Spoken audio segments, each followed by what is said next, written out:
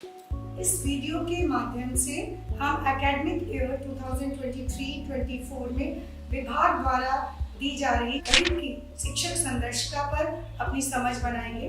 जैसा कि आप जानते हैं कि इस समय उत्तर प्रदेश के समस्त प्राथमिक विद्यालयों में कक्षा 1 से 3 तक के बच्चों को निपुण लक्ष्य प्राप्त कराना है और इस निपुण लक्ष्य प्राप्त कराने में ये शिक्षक संदर्शिकाएं हमारे शिक्षकों को एक सहयोगी के रूप में होंगी। इसमें दी गए जो भी संसाधन है उनका यूज करते हुए हमारे शिक्षक बच्चों को निपुण बनाएंगे। इस संदर्शिका में कुल 25 सप्ताह की शिक्षण योजना इस वर्ष दी जा रही है और प्रत्येक दिन की शिक्षण योजना एक पेज पर दी जा रही है। गणित की शिक्षण योजना को 3 चरणों में बांटा गया है। पहला अनुदेशात्मक, दूसरा समेकन और आकलन, तीसरा रिमीडियल और पुनरावृत्ति।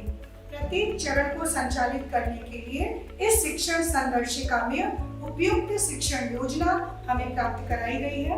पहले चरण में अनुदेशात्मक कार्य किया जाना है, यानी दक्षताओं पर कार्य, जिसमें 3 कालांश में हम प्रत्येक दिन को विभाजित करते हैं। जो कालांश 40 मिनट का होगा। पहले 40 मिनट में हम अवधारणाओं को सिखा रहे होंगे। शिक्षक संदर्शिका की शिक्षण योजना का प्रयोग करते हुए प्रथम कालांश आयोजित करेगा। द्वितीय कालांश में बच्चों को उन्हीं दक्षताओं पर प्रैक्टिस करानी होगी जिसमें हमें कार्यपुस्तिका में दिए गए अभ्यास पत्रक पर बच्चों से कार्य कराना है। तृतीय कालांश में हमें जो भी दक्षताएं आज हमने सिखाई उस पर खेल गतिविधि संचालित करनी है। अनुदेशात्मक कार्य के लिए हमें दिन 1 से 4 मिल रहे हैं, बट यहाँ हमें केवल 3 दक्षताओं का 3 शिक्षण योजना, 3 अभ्यास पत्रक और 3 खेल गतिविधि ही शिक्षक संदर्शिका में दी गई है। अर्थात हमें बच्चों को इस सप्ताह 1 से 4 दिन में 3 दक्षताओं का समावेश करना है। 3 कालांश, चौथा दिन हमें रिक्त दिए गए हैं। इन रिक्त कालांश का शिक्षक अपनी आवश्यकता अनुसार उपयोग कर सकता है। रिक्त कालांश में शिक्षक कक्षा के अनुरूप अपनी रणनीतियों में बदलाव कर सकता है, दोहराव कर सकता है, गणित के खेलों का भी दोहराव कर सकता है। सीखी गई दक्षताओं को पक्का करने के लिए, उद्देश्यों को पक्का करने के लिए हम बच्चों को अंत में खोजे और जाने गतिविधि घर पर करने के लिए दे रहे होंगे, जिसका फॉलो अप हम 5वें दिन लेंगे और 6ठे दिन उसका रिव्यू किया जाएगा। यहाँ हम पेरेंट्स को मोटिवेट करेंगे कि वो बच्चों को घर पर प्रोजेक्ट कार्य में सहयोग करें। गणित साप्ताहिक शिक्षण के दूसरे चरण यानी 5वें दिन हमें समेकन और आकलन करना है। इस चरण में पिछले 4 दिनों के अनुदेशात्मक कार्य को समेकित करते हुए बच्चों की प्रगति को समझने का प्रयास किया जाएगा। इसके उपरांत आवश्यकता अनुसार बच्चों के साथ अतिरिक्त कार्य किया जाएगा। तत्पश्चात मैंने सीख लिया आकलन प्रपत्र, जो कि कार्यपुस्तिका में दिया गया है। उस पर सप्ताह भर में सीखी गई दक्षताओं पर समस्त बच्चों का आकलन होगा। आकलन के परिणाम उपरांत 2 समूहों में बच्चों को विभाजित किया जाएगा।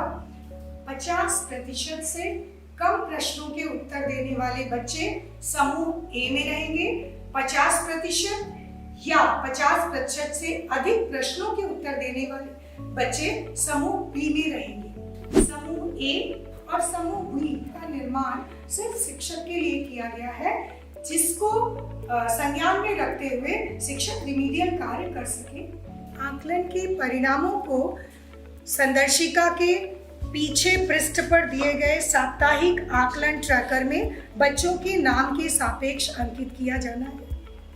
5वें दिन द्वितीय कालांश को रिक्त रखा गया है, जिसका उपयोग शिक्षक आवश्यकता अनुसार कर सकते हैं। तीसरे चरण यानी 6ठे दिन में रिमीडियल कार्य और पुनरावृत्ति कार्य किया जाएगा। प्रथम कालांश में सभी बच्चों के साथ रिमीडियल कार्य किया जाएगा, लेकिन हमें फोकस ए समूह के बच्चों पर ज्यादा देना होगा।